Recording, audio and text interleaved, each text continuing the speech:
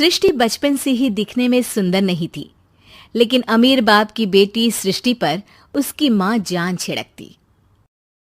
मेरी बेटी कितनी प्यारी है, भगवान सबको सृष्टि जैसी बेटी दे। सृष्टि धीरे धीरे बड़ी होती है। एक दिन सृष्टि की सहेली कहती है, तू दिखने में कितनी अजीब सी है, लेकिन मैं जानती हूँ हम सब में सबसे अच्छी शादी तो तेरी ही होगी।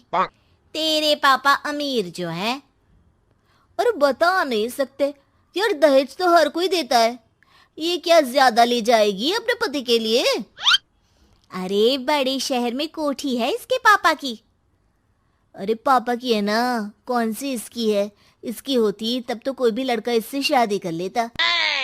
अरे पापा की मतलब पापा की है तो मेरी ही है ना? किसने कहा? अब तेरी तो तब होगी ना जब तेरा भाई ना हो। वैसे भी शादी के बाद सारी प्रॉपर्टी भाई के नाम होती है। सृष्टि समझ जाती है कि उसे किसी भी हालत में माँ बाप की सारी प्रॉपर्टी को अपने नाम करना है, लेकिन कैसे? एक दिन सृष्टि का भाई शीनू कहता है, बहन क्या कर रही है? तुझसे एक बात करनी है। अरे हाँ हाँ करना, मैं तो तेरी बहन हूँ। बहन मेरी लाइफ में ना एक लड़की है, बहुत अच्छी है। मैं सोच रहा हूँ माँ और पापा से बात करूँ शादी के लिए। सृष्टि को समझ में आ जाता है कि भाई की शादी होते ही भाभी उसे एक दिन भी घर में बर्दाश्त नहीं करेगी। क्या बात है भाई, बताना कौन है वो? यार वो बहुत अच्छी लड़की है, पढ़ी लिखी है, मेरे साथ जॉब भी करती है। बस एक प्रॉब्लम है। हाँ प्रॉब्लम? क्या प्रॉब्लम है भाई? यार वो शादीशुदा है, लेकिन उसके पति ने उसे सिर्फ इसलिए छोड़ दिया क्योंकि उसके माँ बाप दहेज नहीं दे पाए। सृष्टि ये सुनकर न जाने क्यों खुश हो जाती है। अरे भाई तो क्या हुआ, लड़की तुझे तो पसंद है ना?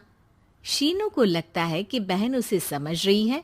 वो इस बात से अनजान होता है कि उसकी बहन की मंशा पूरा घर हड़पने की है। सृष्टि अपनी माँ से कहती है, मम्मी मुझे तो बहुत चिंता है। पता है शीनू क्या कर रहा है? अरे क्या कर रहा है? वो तो काम पर जाता है और वापस घर आता है। नहीं ना माँ, वो यही तो नहीं कर रहा, बाकी सब कर रहा है। आपको पता है उससे प्यार है, और वो भी एक शादीशुदा लड़की से। हैं? ये क्या हो गया? मैं सोसाइटी में क्या मुंह दिखाऊंगी? अरे तेरे पापा तो यही कहेंगे कि मैंने ही उसे बिगाड़ दिया है। माँ देखो, मेरी बात मानो, पापा पर भी विश्वास करने की जरूरत नहीं है। अब आप ही बताओ, पापा इतनी देर घर के बाहर रहते हैं क्यों? बोलो। अरे बेटा वो तो नौकरी करते हैं ना। तू बहुत भोली है माँ। पापा का ऑफिस तो 7 बजे खत्म हो जाता है, लेकिन देखो कितनी देर से आते हैं। अरे नहीं नहीं बेटा, ऐसी कोई बात नहीं है। सृष्टि माँ को एक औरत से बात करते पिता की फोटो दिखाती है। देखो माँ कैसे हैं पापा। मैं ना कहती थी कि पापा सही नहीं है। मैं तेरे पापा से बात करूंगी, दे फोटो मुझे। ओ माँ, वो तो डिलीट हो गई। लेकिन चल, तूने तो देख लिया ना। पापा से बाद में बात कर लेना, और हाँ मेरा नाम बिल्कुल मत लेना। हाँ माँ।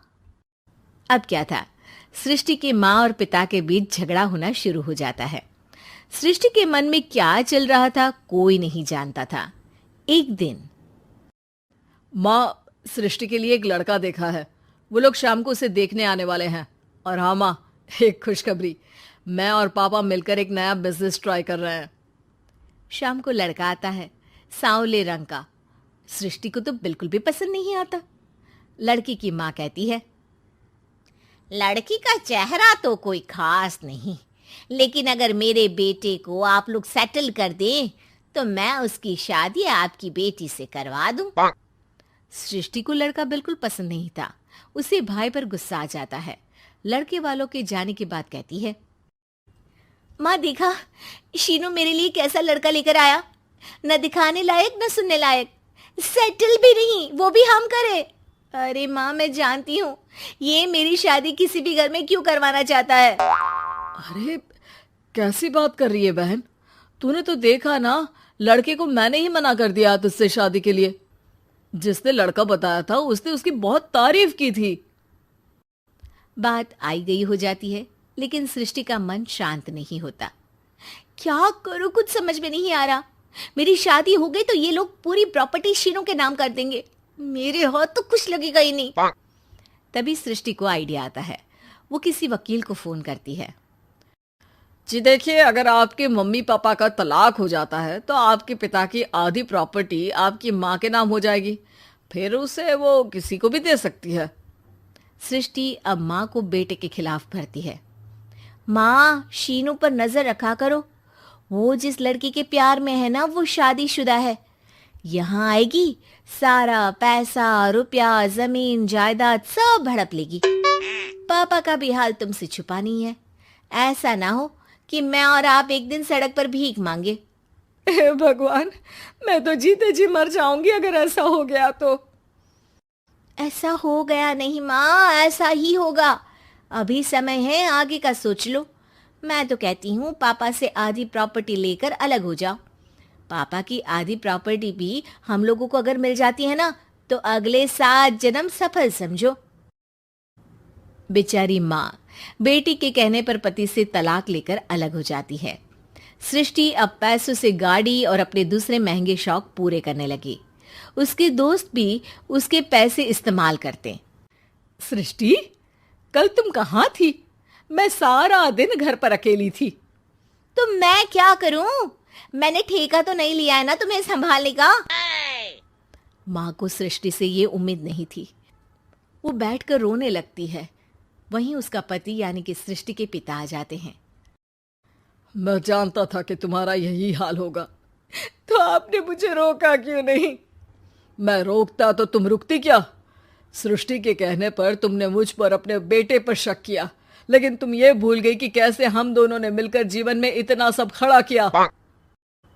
माँ पति के गले लग जाती है। मुझे माफ कर दीजिए, मैंने आपकी कमाई का एक बड़ा हिस्सा गवा दिया। कोई बात नहीं, तुम साथ हो तो मैं ऐसी 7 प्रॉपर्टी खड़ी कर दूंगा। तभी वहां सृष्टि आ जाती है रोते हुए। माँ, मयंक ने मुझे छोड़ दिया। वो बोल रहा था जब तक मेरे पास पैसे थे तब तक ही वो मेरे साथ था। पापा, माँ, मुझे माफ कर दीजिए।